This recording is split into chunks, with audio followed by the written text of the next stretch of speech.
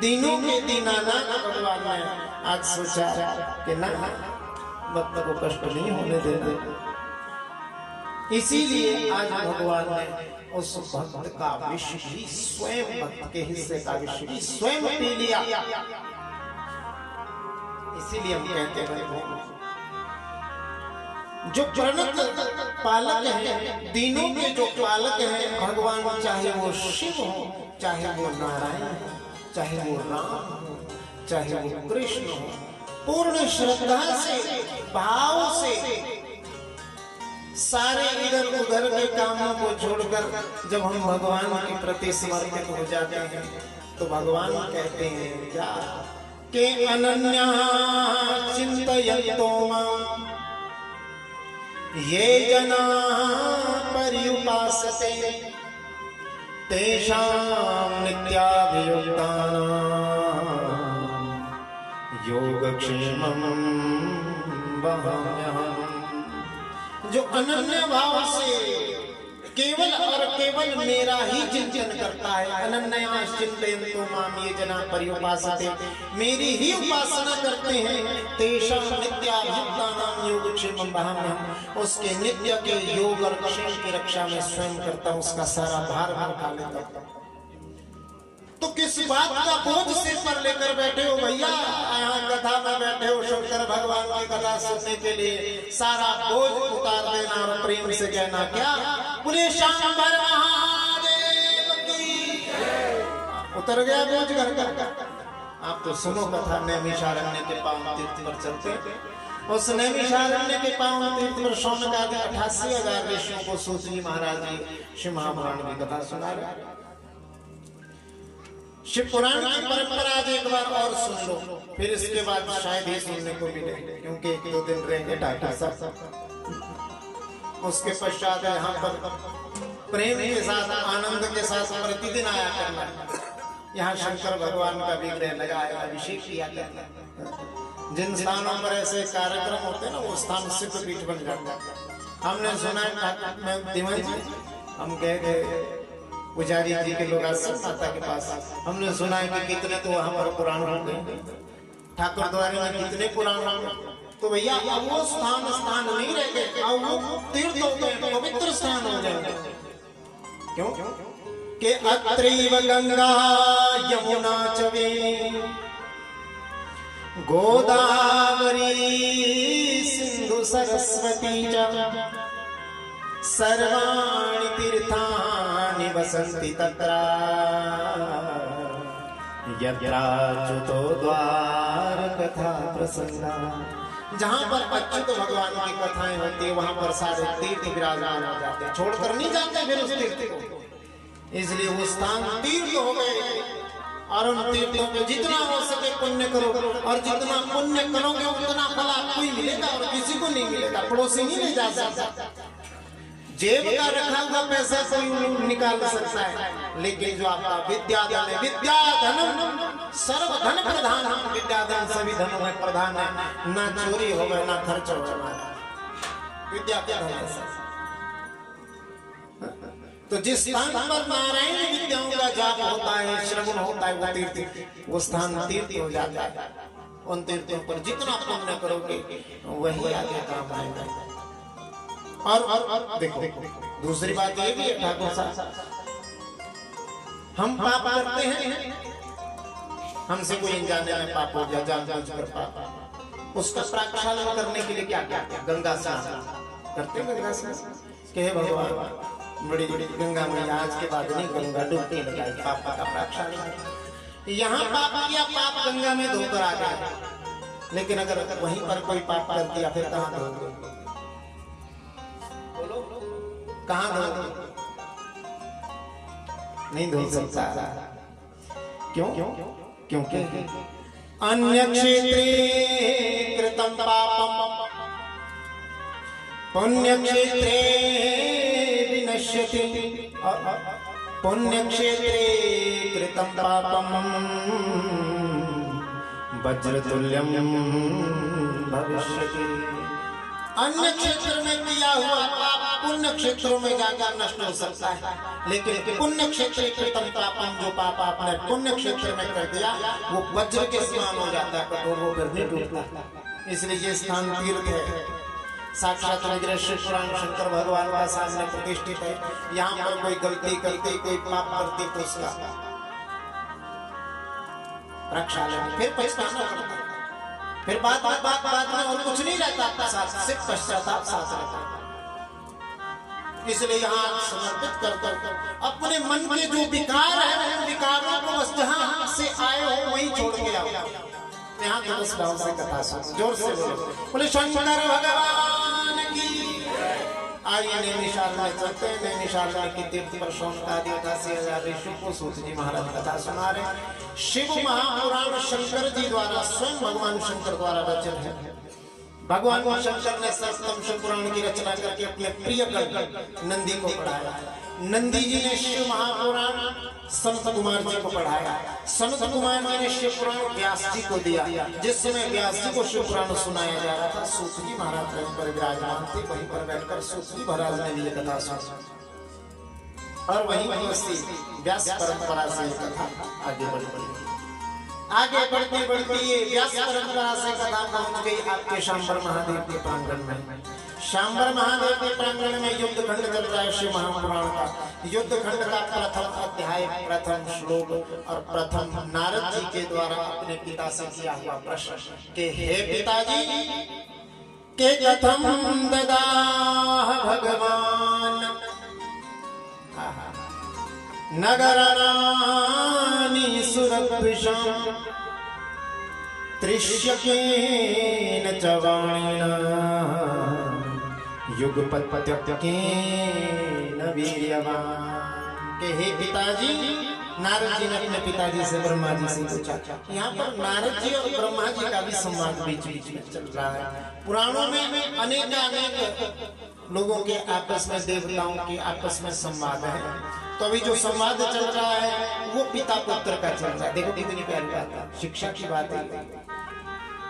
पिता और पुत्र में संवाद चल रहा है। किसके विषय में? बोलो, शंकर भगवान के विषय में। और आज के समय में कलयुग में पिता पुत्र में कौन सा विवाद चलता है? बोले शंकर भगवान की। सबकी बात नहीं करता, कहीं पिताजी फलानी जगह मेरे नाम कर दो। पिताजी कहते ना, ये तो मैंने बड़ी देनी है। तो छोटे वाला बैठ जाता है मुंह उठा के किनारे, सोचता है कि पिता मेरे साथ क्या कर रहा है, पार्शियलिटी, ऐसे शब्द करता है पिता का। लेकिन यहाँ पर नारद जी और ब्रह्मा जी में जो संवाद चल रहा है वो भगवान के विषय में चल रहा है। पूछ रहे नारद जी के ब्रह्मा जी, हे पिताजी, भगवान शंकर ने जब तारकासुर का वध आपने कल सुना, कार्तिकेय की जो द्वारा गणेश जी के जन्म की कथा सुनी, गणेश जी के विवाह की कथा सुनी। कार्तिकेय भगवान माता पिता से उठ के क्रौंच पर्वत पर चले गए। क्रौंच पर्वत पर जब गए तो वहां पर माता पिता भगवान शंकर माता पार्वती दर्शन के लिए आए। लेकिन जैसे ही कार्तिकेय जी महाराज को ये पता चला कि माता पिता आए हैं, तो वहां से उठकर ठीक 11 कोस की दूरी पर बैठ गए। मल्लिका और अर्जुन के रूप में आए थे भोलेनाथ और माता पार्वती। और तब से लेकर उस क्रौंच पर्वत पर मल्लिकार्जुन शिवलिंग के रूप में भगवान शंकर ज्योतिर्लिंग के रूप में प्रतिष्ठित हो गए। बोले मल्लिकार्जुन महादेव की विराजमान हो गए। तो इस विषय में नारद जी प्रश्न पूछ रहे हैं युद्ध खंड में, रुद्र संहिता के अंतर्गत कि पिताजी जब तारकासुर मर गया उसके बाद बताएं। मैंने सुन रखा है कि तारकासुर के 3 पुत्र थे, उन 3 पुत्रों के विषय में बताएं। मैंने सुन रखा है पिताजी वो महाबलशाली थे। लेकिन पिताजी मैंने ऐसा भी सुन रखा है कि भगवान शंकर ने उन तीनों राक्षसों को एक ही बाण से मारा। पिताजी बताएं कैसे संभव? विचार करके और बड़े भाव के साथ विस्तार से मेरे को बताओ। नारद जी कहने लगे बड़े भाव के साथ। ब्रह्मा जी कहने लगे कि हे पुत्र, जब ये तारकासुर नाम का दैत्य इसका वध भगवान शिव पुत्र के शिव के तेज से उत्पन्न शिव के पुत्र कार्तिकेय ने जब इसका वध कर दिया तो इस तारकासुर के 3 पुत्र थे। एक का नाम था तारकाक्ष, एक का नाम था विद्युन्माली और एक का नाम था कमलाक्ष। क्या नाम थे? तारकाक्ष, विद्युन्माली और कमलाक्ष। ये 3 पुत्र थे। इन 3 पुत्रों को बड़े भाव के साथ सारा राज्य तो इसने पहले ही समर्पित कर दिया था। लेकिन जब पिता की मृत्यु का समाचार सुना तो इसमें विद्युन्माली जो बड़ा पुत्र था इसको सिंहासन पर बिठा दिया। एक बार ये तीनों सोचने लगे कि पिता के वध का किसी प्रकार से प्रतिशोध लें, या प्रतिशोध नहीं ले सकते तो हमें तपस्या तो करनी चाहिए। देखो राक्षस चाहे जिस भी भाव से करते थे लेकिन करते भगवान की तपस्या थे। राक्षस होकर भी भगवान की तपस्या करते थे और हम इंसान होकर भी राक्षसों की तपस्या करते हैं। बोलो शंकर भगवान। देखो कितनी विपरीत बात है। पुजारी वो राक्षस होकर भी भगवान को बसते थे और हम इंसान होकर भी राक्षसों को बसते। तो चले गए कहीं उल्टा सीधा, फिर बार बार पछताना पड़ता है। राक्षस होते भी भगवान की उपासना करते थे। आज उपासना करने के लिए ब्रह्मा जी वर्णन आता है कि ऐसे तपस्या करी, गर्मियों के महीने में अपने चारों ओर अग्नि जलाते, उस अग्नि के बीच में बैठकर दिन के दोपहर नाम जपते भगवान। सर्दियों के समय में, शिशिर ऋतु में ठंडे पानी में खड़े होकर कंठ तक जल में खड़े होकर भगवान के मंत्र का जाप करते हैं। बारिश के महीनों में शरीर में, बरसात के महीने में शरीर में केवल एक कपड़ा, एक वस्त्र पतला, उस वस्त्र को ओढ़कर बड़ी बारिश में खड़े होकर तपस्या करते हैं। शिशिर 100 वर्षों तक अलग अलग ऋतुओं में इन्होंने भगवान की साधना की। ब्रह्मा जी के पास में ऐसा भी वर्णन आता है महाराज कि 1000 वर्ष तक सिर पृथ्वी पर लगाकर तपस्या, फिर और 1100 वर्षों तक इन्होंने क्या किया, ऊपर की ओर हाथ खड़े करके भगवान की तपस्या करने लगे। ब्रह्मा जी की तपस्या करने लगे। एक दिन उसके तप से, उन तीनों के तप से प्रसन्न होकर ब्रह्मा जी सामने प्रकट हो गए। बोलिए शंकर भगवान की। जोर से बोलो जय। आप ही के अच्छा बोले शंकर भगवान की। आज शिवरात्रि जो है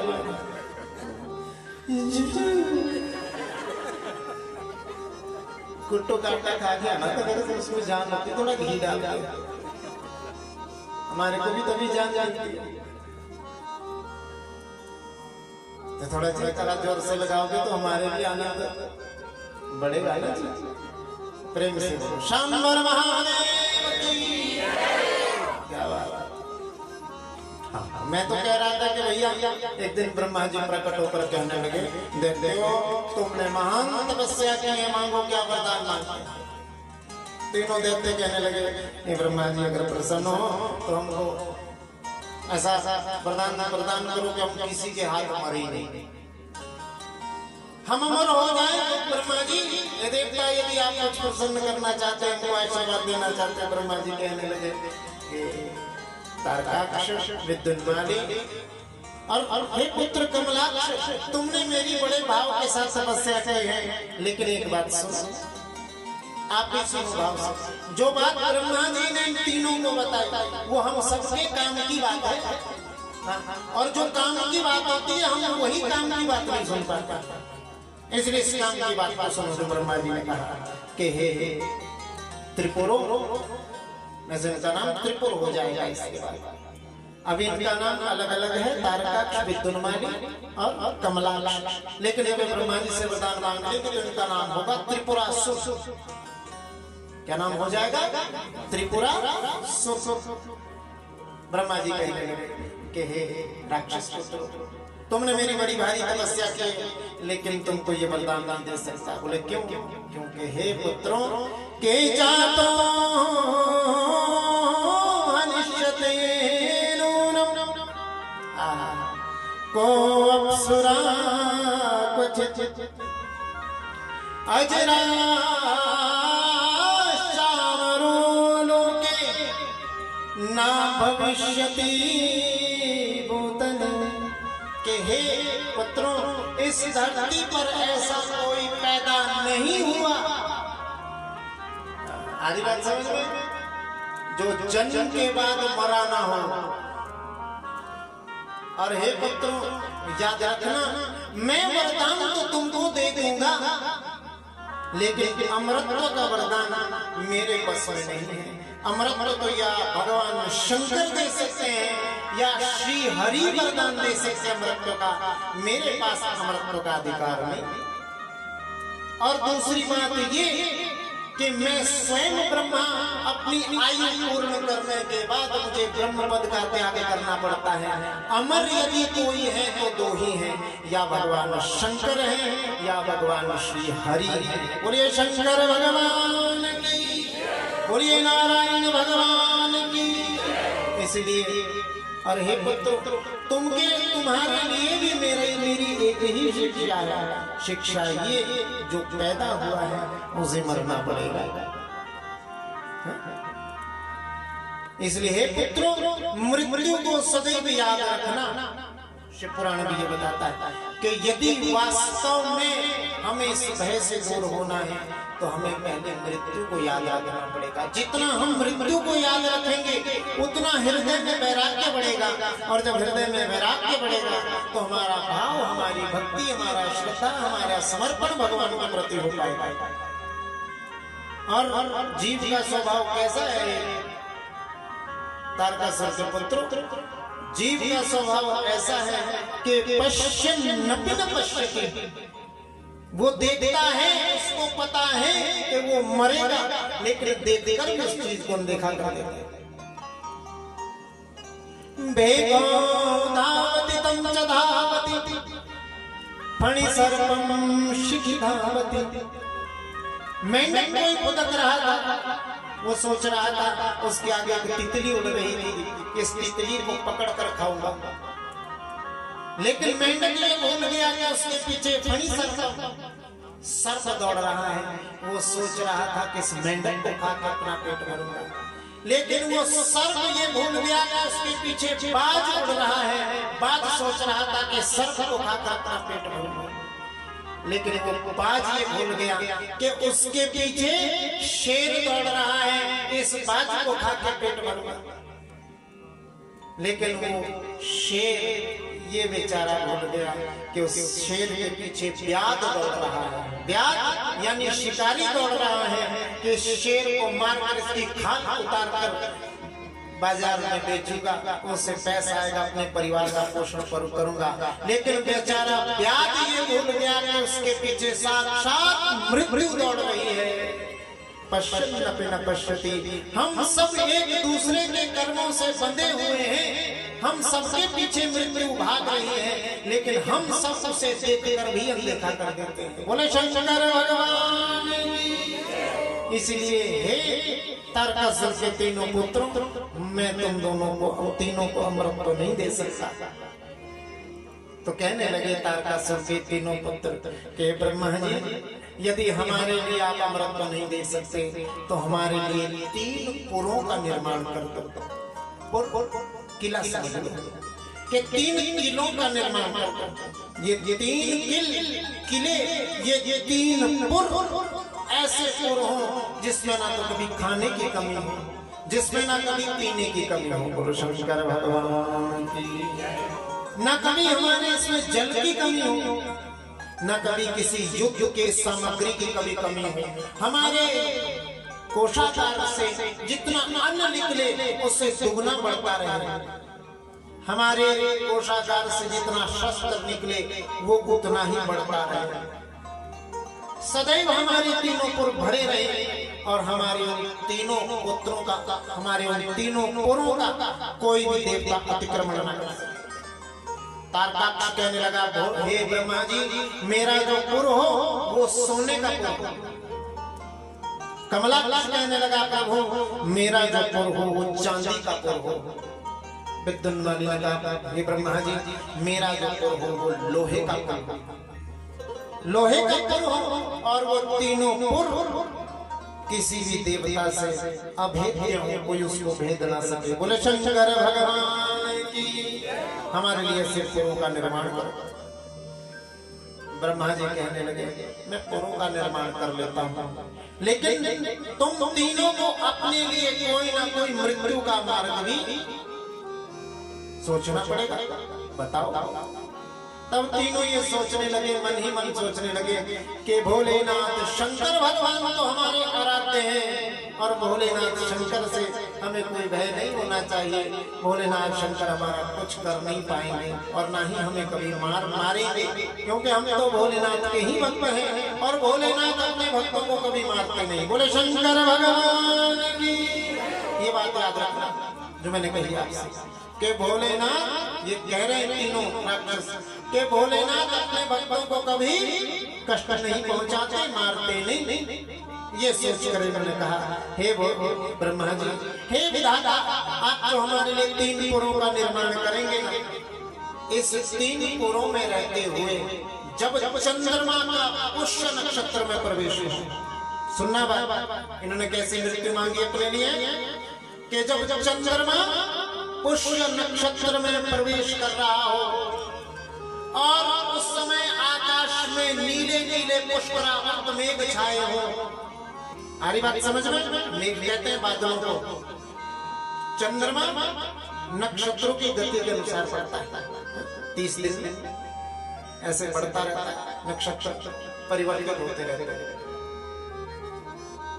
उन्होंने कहा कि जिस दिन चंद्रमा पुष्य नक्षत्र में हो, आकाश में नीले नीले मेघ छाए हुए हो, पुष्परावर्त नाम के वो मेघ हो, हजार वर्षों बाद कभी ऐसी कभी एक स्थिति बने और उस स्थिति में भी हमारा वो अभिजीत नक्षत्र हो, दिन में अभिजीत नक्षत्र आता है, तो दिन में अभिजीत नक्षत्र हो, आकाश में बादल छाए हो, सूर्य क्षमा करना चंद्रमा पुष्य नक्षत्र में हो और हमारे वो तीनों पुर युद्ध की सामग्री से भरे पड़े हो, कोई एक ही समय में एक ही बाण से यदि तीनों पुरों का भेद करे तो हमारी मृत्यु हो। बोले शंकर भगवान की। देखो क्या मांग लिया ब्रह्मा जी ने कहा तथास्तु। अंत में ब्रह्मा जी ने ये भी कहा तथास्तु कहने से पहले तीनों से कि आज के बाद तुम तीन पुरों के स्वामी हो, आज से तुम त्रिपुरासुर कहलाओ और तुम्हारा अंत शिव जी के हाथों ही होगा। और ब्रह्मा जी तथास्तु कहकर वहां से अंतर जाएगा। वो तीनों तारकासुर के पुत्र तीनों पुरों को प्राप्त होकर महाबलशाली हो गए, महाबलशाली।